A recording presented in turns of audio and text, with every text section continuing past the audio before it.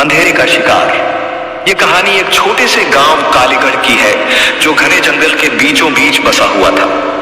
इस गांव के बारे में कहा जाता था कि यहां रात होते ही कुछ अजीब और खौफनाक चीजें होती हैं। सूरज ढलते ही लोग अपने अपने घरों में बंद हो जाते थे और किसी को भी बाहर निकलने की हिम्मत नहीं होती थी। गांव के बुजुर्ग कहते थे कि यहां हर अमावस्या की रात जंगल में एक परछाई घूमती है जो इंसानों को अपना शिकार बनाती है। जिसने भी उसे देखा वो कभी वापस नहीं लौटा। एक दिन गांव में दो अजनबी पहुंचे, अमन और रिया। ये दोनों पत्रकार थे और गांव की रहस्यमयी घटनाओं की तहकीकात करने आए थे। अमन ने गांव वालों से बात की, लेकिन हर कोई डरा हुआ था। गांव के मुखिया ने उन्हें समझाया, यहाँ की हवा में ही कुछ अजीब है, अंधेरा होने से पहले ही वापस चले जाओ।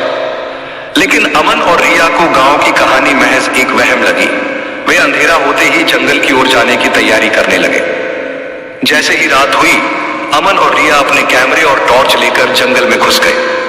चारों तरफ घना अंधेरा था, बस टॉर्च की रोशनी ही उनका सहारा थी। चलते चलते अचानक रिया को ऐसा लगा कि किसी ने उसे पीछे से छुआ। उसने मुड़कर देखा, पर वहां कोई नहीं था। तुमने कुछ सुना? रिया ने डरते हुए पूछा।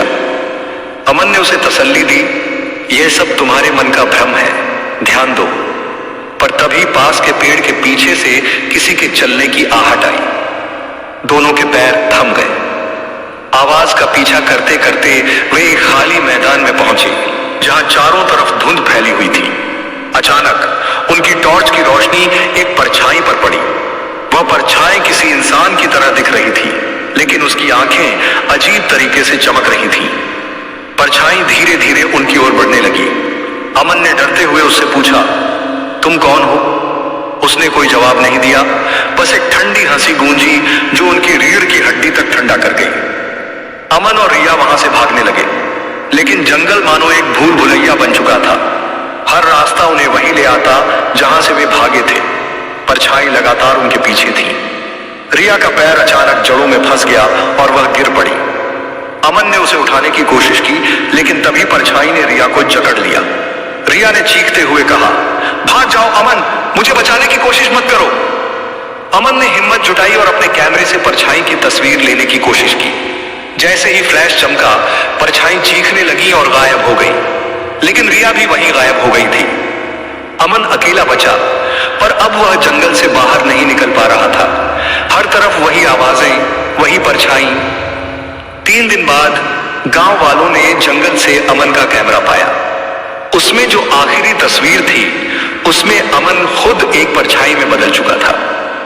कहा जाता है कि अब वह जंगल में घूमता है और जो भी उस जंगल में जाता है वह अमन की परछाई का शिकार बनता है। सबक: कभी कभी हर रहस्य को जानना जरूरी नहीं होता। कुछ बातें अंधेरे में ही दबी रहने दी जाए तो बेहतर है। सो दोस्तों, आपको ये कहानी कैसी लगी कमेंट्स कर